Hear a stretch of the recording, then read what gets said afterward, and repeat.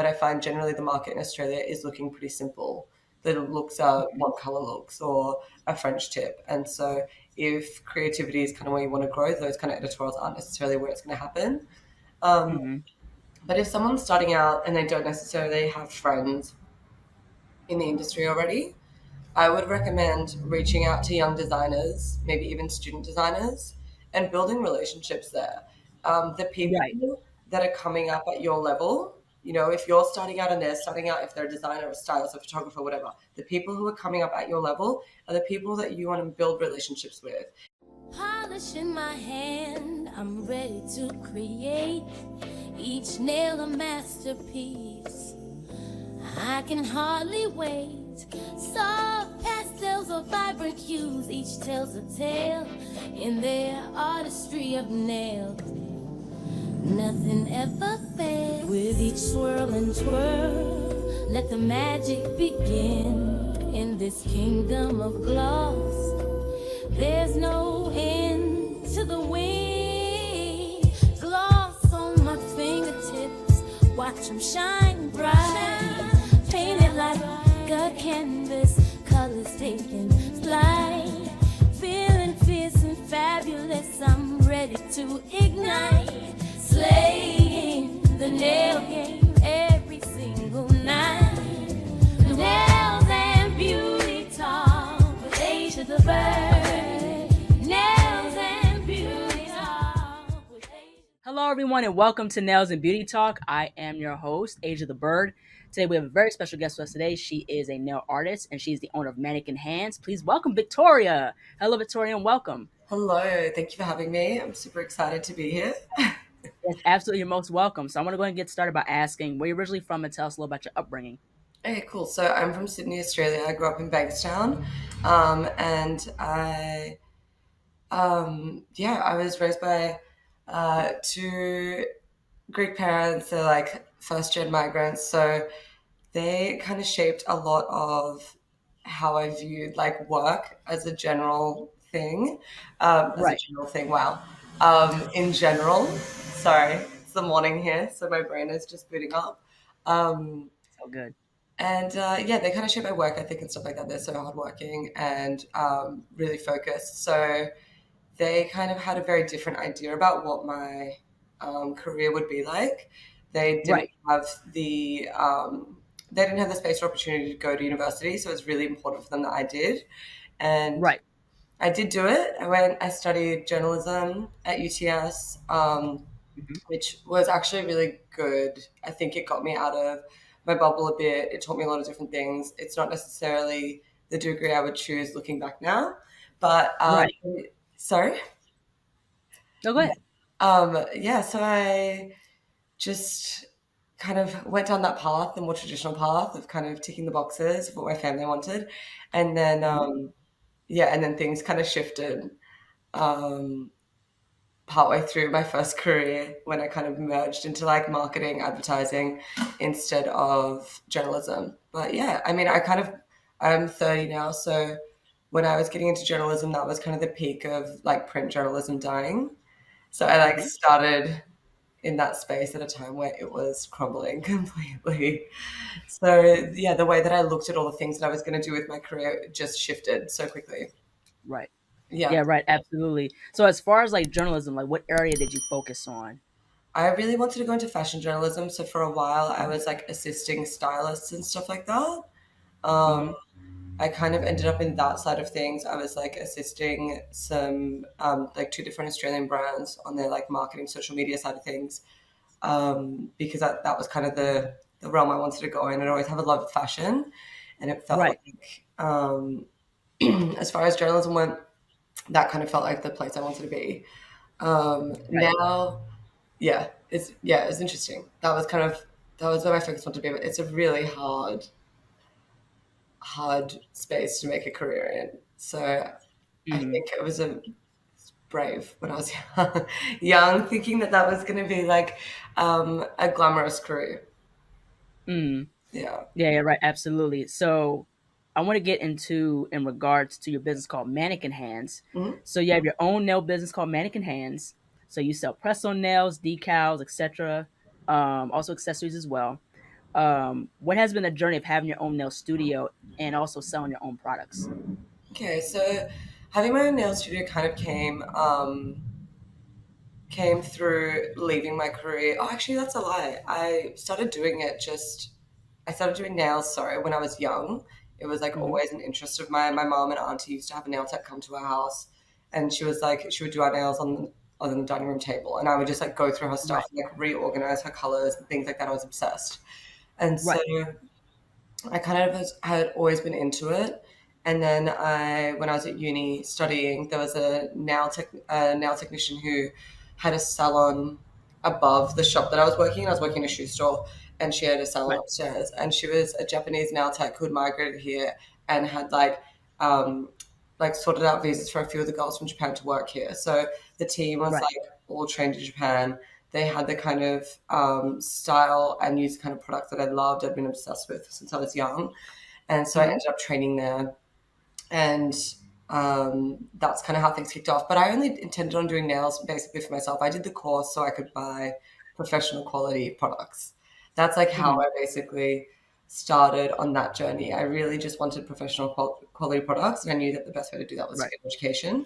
And so I just started doing them, like in my living room on like friends of friends, and then it kind of kept spreading. And Mm-hmm. before COVID hit, there was, yeah, there would just be friends that asked me, and then friends of friends, and it kind of just spread. And then eventually, I Right. was doing nails in my bedroom. I had like a little setup in a small part of my bedroom because I lived in a share house with like five other people. Mm-hmm. So that was kind of the situation that happened. And then after COVID, I was like, okay, it's not fair. During lockdown, that's when like the press on situation grew. People started Right. asking for nails, and I feel like sometimes because I can do my own nails and because I'm very DIY with my beauty, like I do my own brows, I used to wax myself, I like whatever I needed done Mm-hmm. Right. because I knew if I like kind of read a little bit, was on YouTube a little bit, I could teach myself how to do it. I Mm-hmm. just DIY'd everything for beauty. And so when COVID hit, I didn't expect people to want press-ons because I'm so naive to the fact that other people aren't necessarily going to like kit themselves out and like inform themselves in this way. People are just like, wait, someone else has the skill, I'll just pay for that skill, which is funny because I have that mentality with everything else. But when it comes to Right. beauty, I'm like, why wouldn't you just do it yourself? Because that's kind of how I did things. And so Mm-hmm.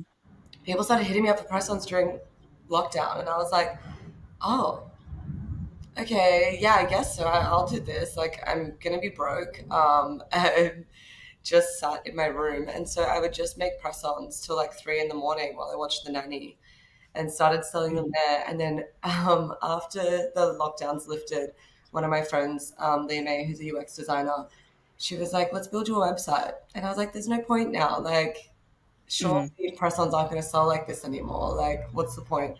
She was like, "Please just let me build you one. It'll be good to have. That way you can put some product online." I was like, all right, you know what? Fair. I don't want to let down like the clients who have started coming to me, like nurses who can't have nails all the time but want them for special occasions, or people who have jobs where they're not always going to be decked out. And Right. so she built my website. It looked beautiful. It was great. And then the second lockdown hit in Sydney. And so Mm. I was really grateful to have a website because I could just I would make things, photograph them, and put them online within a day. Mm-hmm. Um, and that really kept me afloat financially. Like that really helped. We were getting payments from the government, obviously, as business owners that had not been able to make an income, but it really gave me focus and a space to continue growing the business because I'd only quit my job a few months prior to the first lockdown. So, or my corporate job, my previous job. So that's kind of how the product space expanded for me. It was by Mm-hmm. force, and then now it's kind of nice to have some way for people to connect with the brand if I'm booked out, or for everyone to be able to access the brand, even if it's not me necessarily getting to do the nails. Mm-hmm. Now, how'd you get the name Mannequin Hands? I actually stole it. I feel really bad about it. Um, I don't know. Yeah, I don't know who I stole it from because I used to go on. Do you remember Blogspot? Like the website Yeah, yeah. would be hosted. Like this is early era of the internet. There was a page that I used to follow. So there were a few that I used to go on every day. Like every day I would get home from school and I was like ready to go. I would go on like Mhm. War Nails on Tumblr. I love seeing what they were doing. I would go on maybe it's called She's Got Nail. It was like a page where this girl did a different set every single day, like every Mhm. day. It was crazy. Um, Mhm. and so there was one page, and I can't remember the page. Otherwise, I would message them and be like, I thank you, and can I pay you for this?"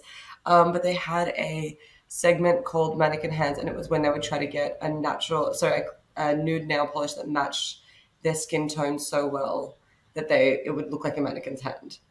And I don't know who Mhm. had this page. I have no idea if they're still in the nail industry, but thank you to whoever that is. I hope I find them one day and can pay them adequately for using the name, because I'd not seen it used necessarily in any other context. But yeah, it was a term about matching the nude to your skin tone so well that your hand looked like a mannequin's. Mhm. I Yeah. want to get into it and talk about pricing. So, Mhm. what has been your journey as far as like pricing your nail services and your products? Did you find it difficult in the beginning as far as pricing your nail products and services? Definitely, definitely. I had no no indication of where to start. There were a few nail techs in Australia who were doing the kinds of services that I wanted to do, where it was like Mhm. private studio, one on and were really nail art focused. And I Mhm. was definitely not at their skill level. They are light years ahead of me. And so I was like, I can't charge that. And so I Right. looked to the local shopping center salons for my pricing, which now we know is a huge no go because how Mhm. they cover any overheads is a mystery to me. And that's a whole question of who's being paid appropriately or not. But I was charging like that. I think my first sets were like $40. My prices started at $40, which in USD would be like 25. Mhm. Um, it was nothing, and I was still using like Japanese imported products. I had gone to Japan Mhm. to buy my kit when I was about 19, so I was still using like quality products, and I just charged nothing for them. And now I really regret it because my wrist has had problems. I've had like cortisone injections in my hand. My back Mm. is terrible, and all those cheap sets that I did in the beginning have definitely cost me physically in the long term. Wow. Yeah, because now it's like now if I'm charging the appropriate amount, when I do have Mhm. health issues come up that are work related, which really we have to talk about, um, I'm charging appropriately. Like I can afford to go to my physio, once a fortnight. I can afford to go to my acupuncturist, my chiro, my osteo, whatever I'm doing to make sure that I have preventative measures. My hand specialist at one point, all of these things. Like Australia has a great healthcare system, but there's still Mhm. things that you have to pay for out of pocket. So Mm. yeah, I feel like I'm really wearing the my own negligence of undercharging for the first like up until I basically went full time for the Mhm. first like 4 years of my nail career. Mm. Yeah, it was crazy. So Mm. yeah, I really highly recommend the same person actually that Toko recommended, Angel City Nails. She recommended Boss Your Salon, and there's a pricing calculator that she's formulated where you can. She does a lot of education about pricing appropriately, but she has this product, and it's a calculator where you can put in what you want to earn, what all of your outgoings are, and I mean every single outgoing possible. Right. Whether you have staff, how many workable hours you can actually charge for, and Right. it calculates automatically what you need to charge for each of your services depending on how long they take and how much they cost to do, and it will Right. output exactly what you should charge for those things. And that was a Mm. real eye opener because a lot of us Mhm. are doing this out of love, um, Yeah. and uh, Absolutely. a love of creativity. A lot of us aren't doing this to earn money, and I have a real, and I'm sure we'll talk about this later, but I have a real gripe with this like push on social media that I'm seeing where a lot of people, it's honestly like pyramid scheme style marketing where people are saying like, here's how you can earn X amount as a nail tech doing blah, blah, blah. And I'm just like, it is great to look at beauty as a viable career option, Right. 100%. But you need to teach business when you're teaching that. You need to teach what outgoings are, what taxes are Mhm. like for that. Say Right. you're going to earn 120K doing this. If you see X amount of clients charging this much in a week, whatever, that's true. Mhm. That's net, that's not profit. That's not looking Mm. at like what that actually looks like as a salary for you. That's not looking at paying yourself. And so Right. um, I think that's something that I wish I had known now when I looked at price Mhm. points when I was starting out. Mm. I want to go ahead and push forward and talk about celebrities. So you've done nails for Dua Lipa, MIA, and other. You've done other nail editorials for Paper Magazine and Oyster Magazine. Could you share your experience working with celebrities and editorials, and also what advice would you give for those who want to work with celebrities and editorials? Okay. When it comes to celebrity work, I definitely struck out by luck. There's a nail tech in Melbourne called Clara H, who is Hmm. incredible. I think she's really pioneered the nail industry as we see it now in Australia. And she is quiet and Hmm. humble about it. She has just been doing her thing for a long time and doing it damn well. And I don't think she Hmm. probably realizes how much of a space she's carved out for all the nail techs that are coming up now, but she really has. And she actually put me onto the first celebrity that I ever did. She recommended me. I think someone messaged her, and she's obviously in Right. Melbourne, and she put me forward for doing MIA's nails. And so Oh, I was cool. super grateful. It was so sweet. And it was a really interesting experience. I learned a lot. I still, to this day, don't know if I know how to pack my kit as best as I could. I think that's like an eternal struggle as a nail tech. It's just like, do I have Right. everything? You're like leaving the door being like, everything. Do I have everything? And you're going to forget something stupid like top coat or like lint wipes. Hmm. Like something ridiculous is the Right. thing you'll leave the door forgetting. Um, Hmm. so I almost recommend like if you can pack a kit where you don't touch anything in there, you have like second things of like doubles of everything and you can just Right. leave it.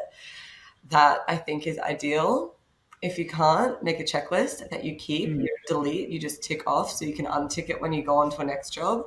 Um, Hmm. Asking for a brief is really appropriate, like really necessary, sorry, and being clear on all the different things people might want. Because with celebrities as well, I feel like a lot of them don't necessarily use the most technologically advanced kind of extensions or the whatever. Like they might have preferences for Right. acrylic, for example, and I don't work with acrylic, it's not my specialty.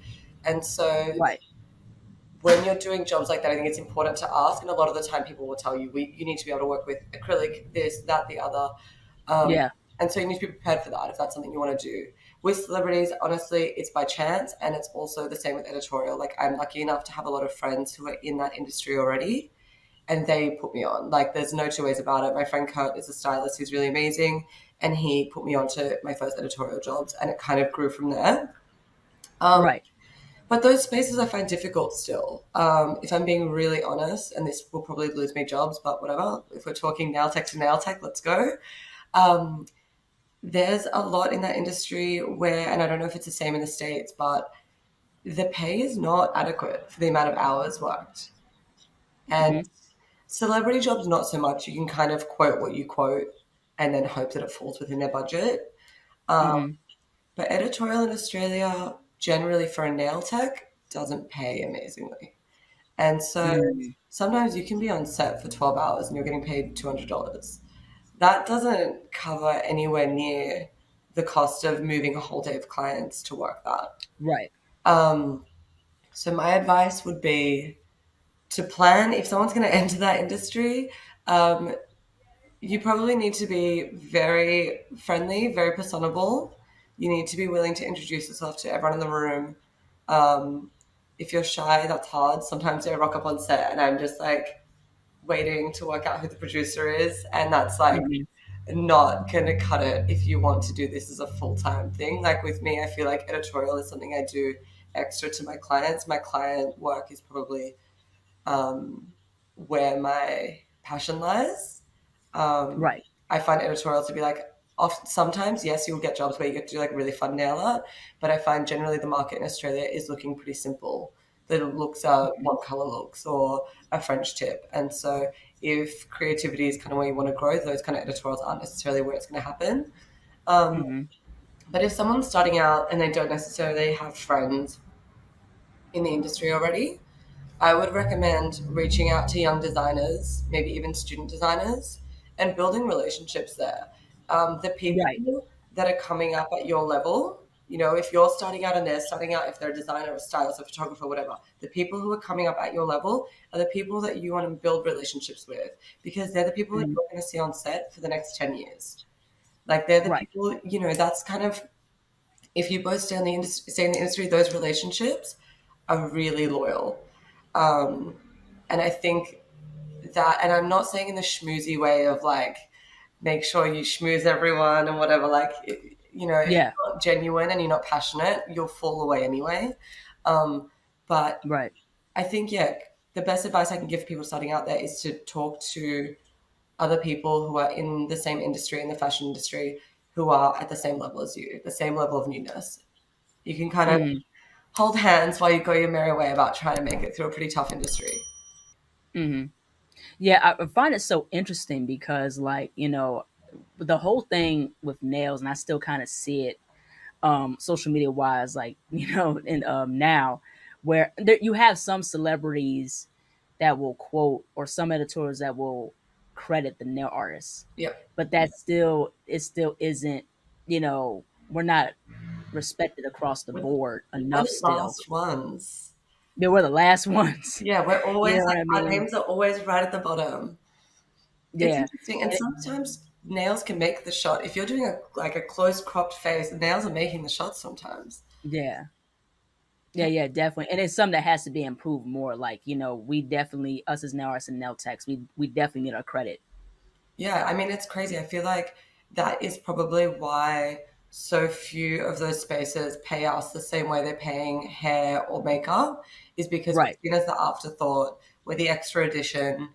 And look, fine. If that's how it is, I think like the least that people could do is pay adequately if they're not going to credit appropriately. Something has got to happen here. The opportunity Mm, and the income need to be hand in hand. This is like, right. yeah, it's Mm, a very strange industry, and it's something that I still am kind of, even though I've kind of had the opportunity to do a lot of great shoots that I'm really proud of. Now I'm kind of like less inclined if it's not teams that I've worked with before or friends on set. And mm-hmm. a lot of the time I'll send press-ons, which I know has probably taken me off the list for a few magazines. They're like, we need Mm-hmm. you on set. And I kind of am like, talk to my 5 clients I've got booked back to back who pay my bills, who Mm-hmm. will not miss an appointment, who have never missed an appointment, and who are loyal Right. to me. There needs to be reciprocity for that. Obviously, my clients are Absolutely. super understanding when I have to move for an opportunity that just can't be missed, or things are booked last minute and it's something that I really want to do. And my clients are so sweet about, you know, switching up and trying to work out where they can fit otherwise. But for the Mm-hmm. most part, like if it's a job where I'm going to do a plain nail, I'm getting paid fuck all, and I am on set for 12 hours, I'm not moving a day of clients for it. I'm sorry. And I think that Mm-hmm. it's definitely blacklisted me from some spaces, from some magazines.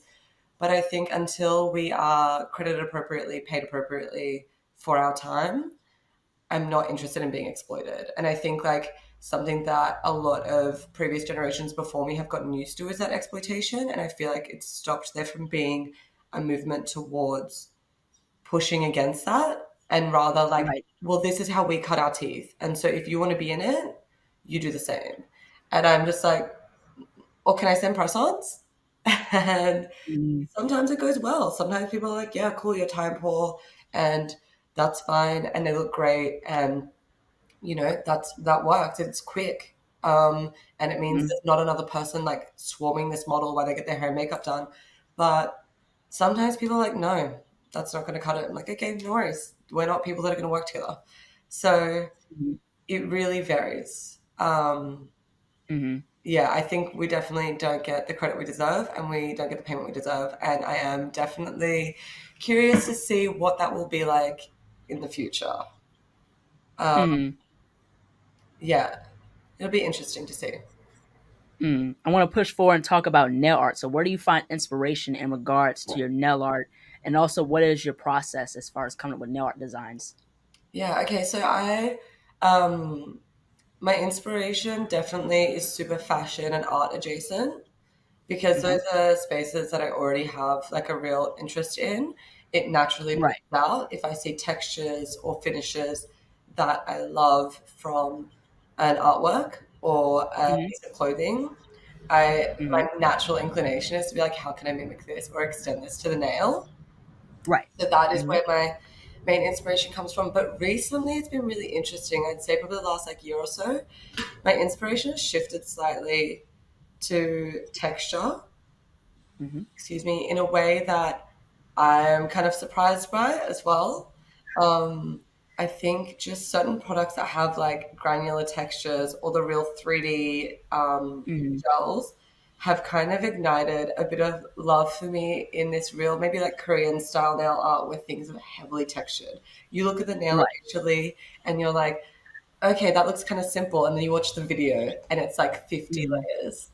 Um, but it makes for good art. It really does. Right. Being able to see, it's almost like seeing something set in resin because it's so layered and it's under this clear, thick top coat. You're just, Mhm. the way the light moves through it, the way like a chrome might shine through, even if you lay it under it and over it. I don't know, it's Mhm. just beautiful. So now I think texture is playing a really big role in the kind of art I like doing. And I also, Mhm. my process is kind of like, how can I use as many of the skills and products that I've invested in one set? Mhm. You know, I love Mhm. a set where maybe um, the base is like a builder gel, and then I'm going in with airbrush, and then I'm going in with some Mhm. hand painting, and then going with some 3D, and maybe a little ink That's over that cool. for dimension. And that's kind of my favorite way to work now. Is like, how can I use all the skills I have and all the products that I have to make something really multidimensional? Mm. Yeah, that's really, really cool. I want to get into as far as nail products. So, as what has been some of like your favorite nail products used for like nail services and nail art?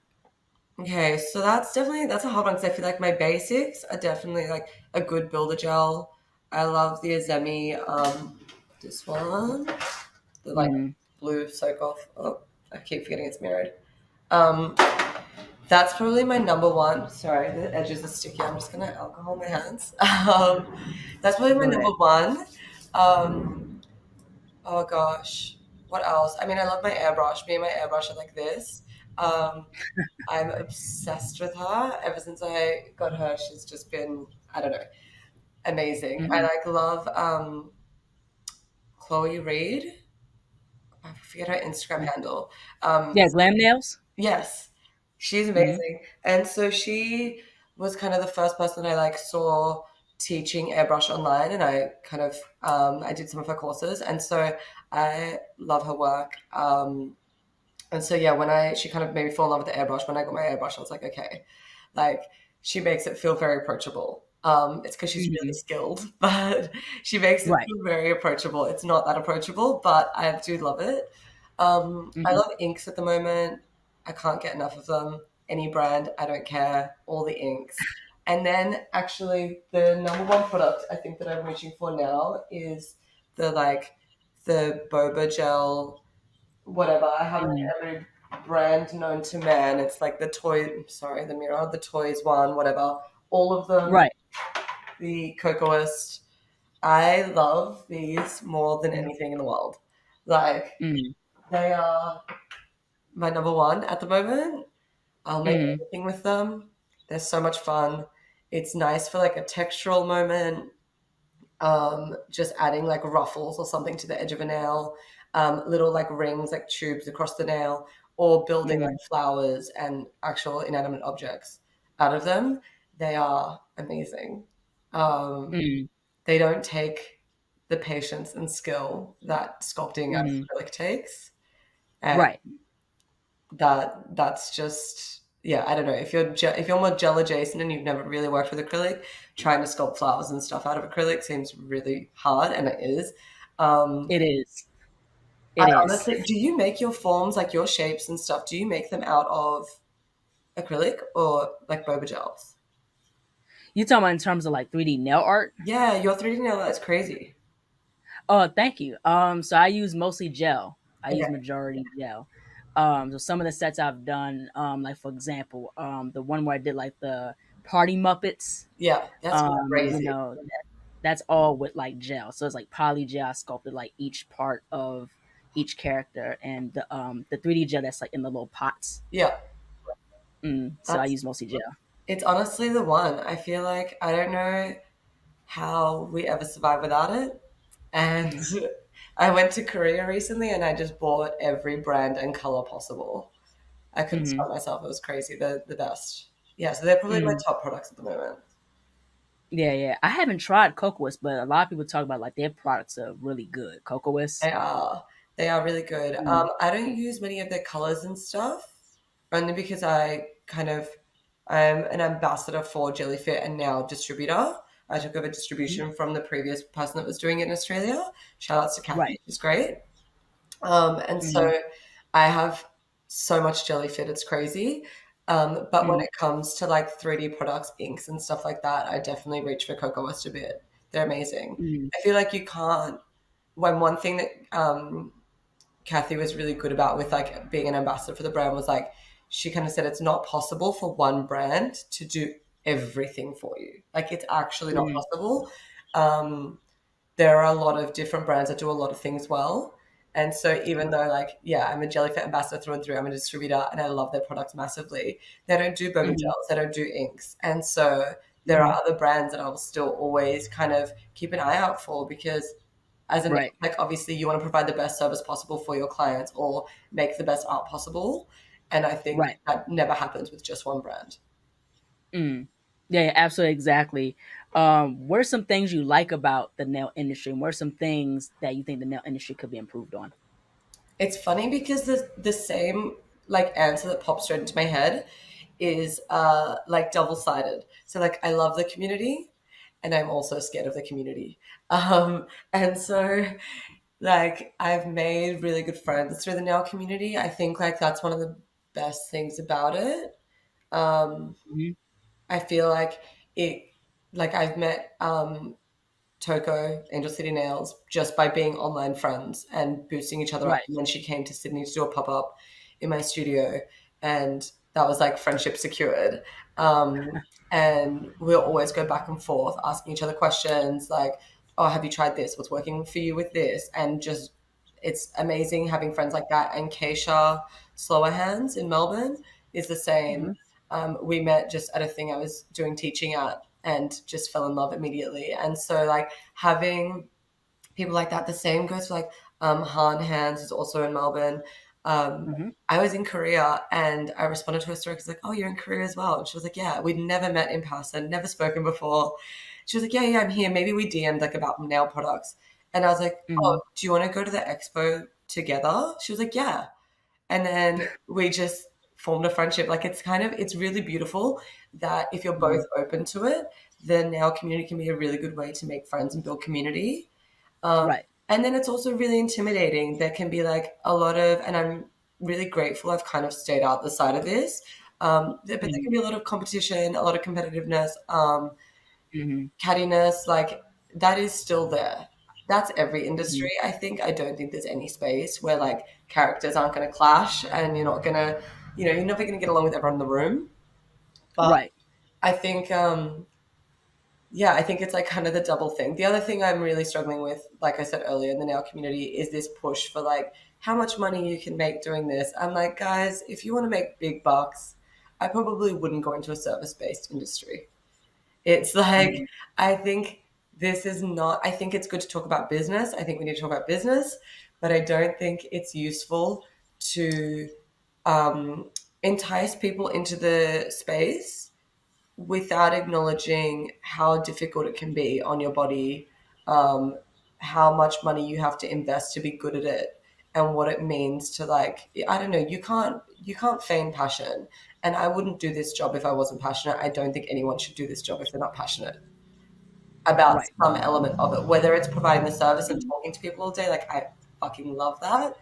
Um, Hmm. Sometimes I get home and I don't want to talk to anyone anymore, but I'm obsessed with talking to my clients, the conversations that we have, um, the community we can provide with our clients, the Hmm. safety we can provide when you're talking about dating spaces and things like that. I think that's really important. Um, Hmm.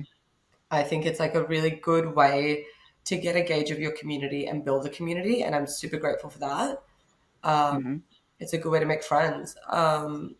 But at the same time, I think yeah, when people are encouraging people to get into the industry for money making, I'm like, Hmm. ooh, that's going to be tough. It's like Mm. you can make good money and it is a serious career and it should be considered that.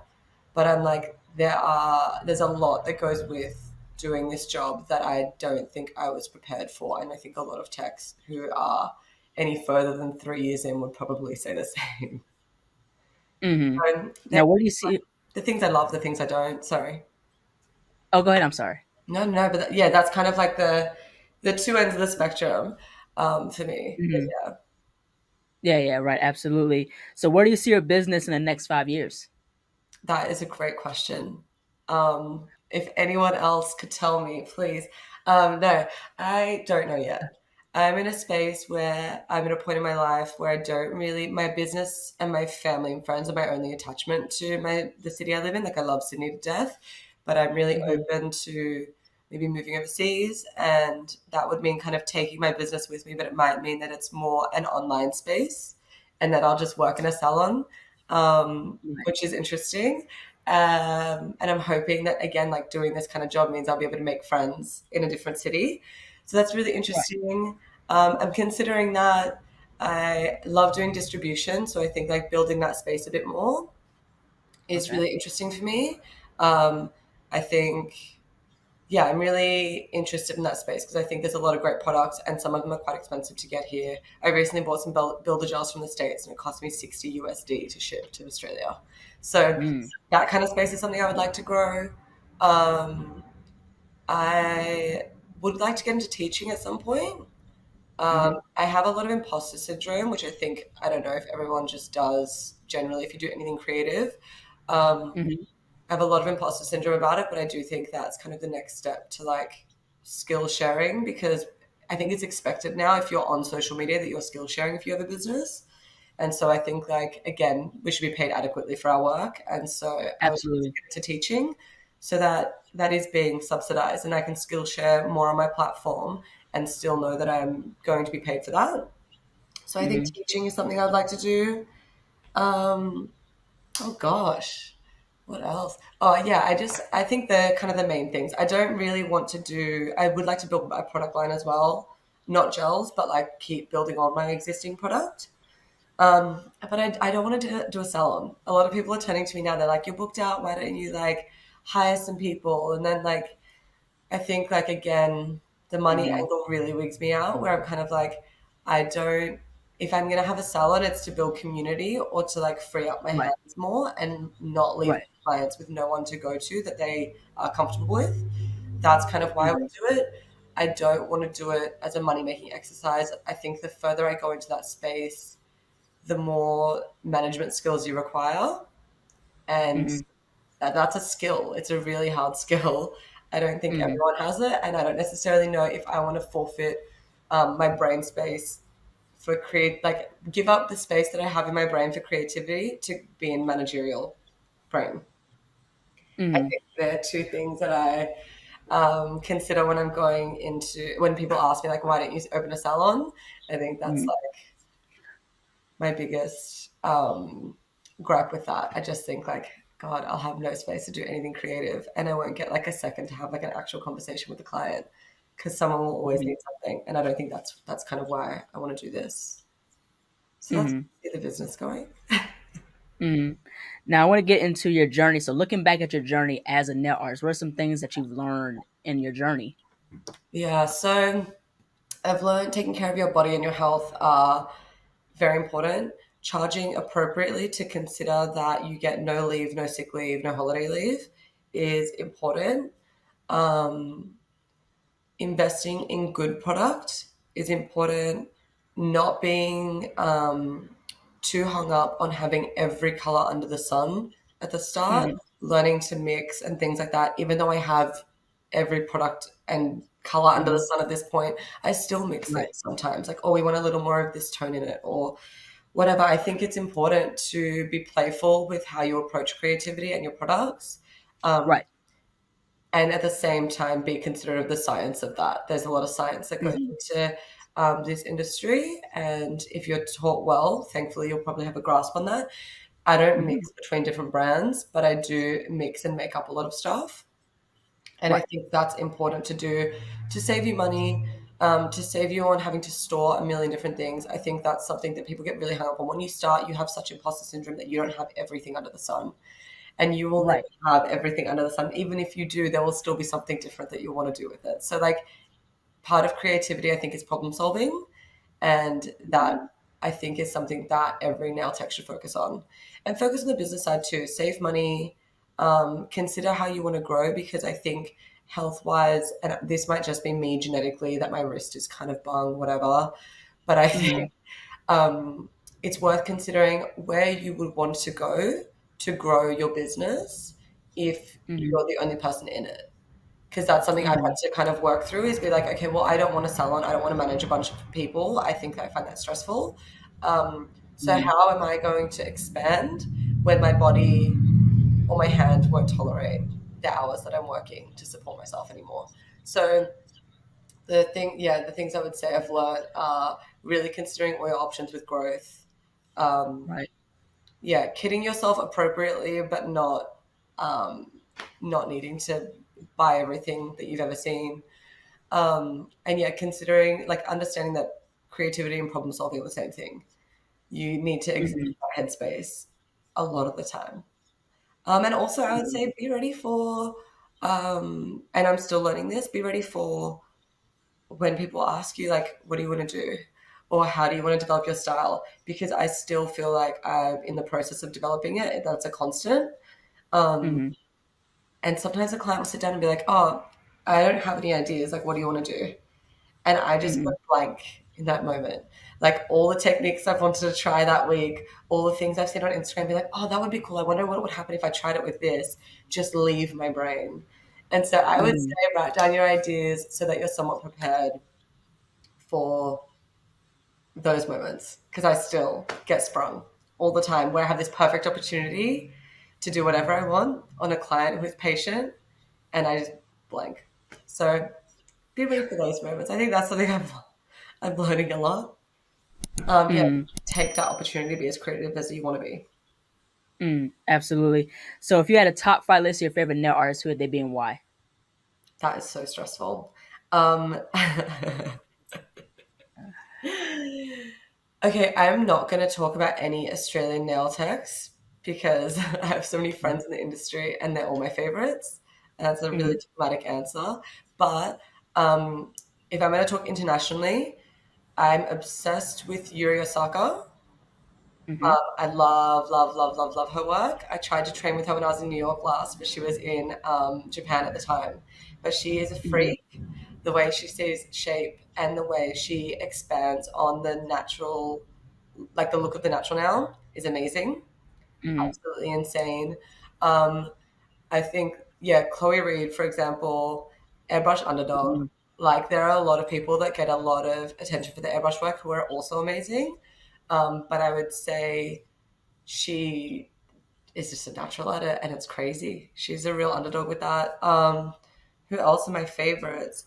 Um, I mean, everyone at Nail Sucre is crazy. Their work is Mhm. incredible. I think they're carving out a whole new way of looking at beauty, and they're really Mhm. like, I don't even think it's purposeful. I think it's just their style, but they're really like um, showing that nail art doesn't need to look pretty or like Mhm. I don't know. I think a lot of it can still be like very through the male gaze, if that makes sense. Mhm. Like, very like what is generically attractive. They're like, no, Right. keep it freaky as fuck. So I appreciate that. I think that's really cool. Um, I know Scanastasia in the UK does a lot of those like crazy 3D Mhm. pieces, and I Right. think her work is incredible. But I also like the way Mhm. she talks about it. She has like Mhm. such passion, and Mhm. she um, just competes with herself. She only wants to outdo herself, which I think is like really impressive in that Mhm. space. And the way she Mhm. talks about it is so like lighthearted, and I think sometimes these industries need that, and I really like that. I think there's a lot to like Mhm. talking about things passionately and with a sense of humor. So I like that. Right. And then, oh God, who else?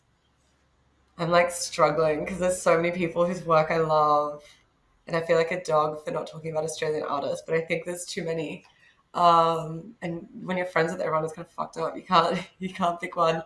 But I think another nail artist I really love is Gracie. Mm-hmm. What's her You talking Instagram? about the editorial nail, Gracie J? Yes. I think Mm-hmm.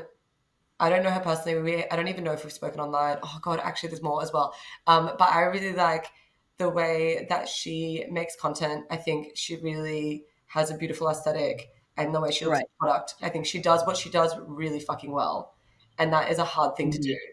When you're like spread so thin, especially when you're running your own business, I'm realizing is like you have the clients, you have the admin, you have the product stuff you want to grow. You have so many elements, the content, there's so many elements you want to Mm-hmm. grow, and I think that she does everything she does well. Um, I think that's impressive. Mm-hmm. Also, another one, just because, sorry, but Soji Nails as well. Like she's Mm-hmm. carved out a really beautiful aesthetic as well. I think we should all thank her for 3D Chrome looks. She is Mm-hmm. next level, and she also, again, like I think she has a really cool lifestyle. She like doesn't she's obsessed with her work and she does it well, but I also think she like loves to get out into nature to look for further inspiration, and her lifestyle feeds into her passion, and I think that's really impressive. And I think she's started a lot of trends, and I don't think she gets anywhere near enough credit for them. So yeah, that's Mm-hmm. what I say. And all Australian nail techs, love you guys. I want to get They're into all friends. Like I could never. They're all good. last but not least, where can people find you on social media and how can people support you and your work? Okay, so on social media, I'm mannequin.hands. And I think the same on TikTok. And yeah, the best way to support my work is, I guess, to like shop the products, press-ons, decals, whatever. And yeah, show some love on some content. I don't know. I guess that's the best way to support me. Yeah, thank you. Yeah. Now I have Yeah, a that's really thousand questions I want to ask you. well, thank you so much, Victoria, for jumping on. I love your work. Keep doing what you're doing. I really enjoyed our conversation. I like how also you're raw and honest about your experience, with editorials and really holding people to task as far as, change that needs to happen, especially when nail artists and nail techs in terms of, pricing and things of that nature. So I really enjoyed our conversation and thank you so much. Thank you so much. It was so nice to chat about this. Thank you. Yes, absolutely. Take care. You too. Bye. Bye bye. Hello, everybody. Thank you all so much for watching. Please like, comment, share, and subscribe to the channel. Be sure to click the bell for notifications. Also, follow me on my social media platforms and be on the lookout for more interviews to come very soon. Take care, stay healthy, and stay beautiful. Bye bye.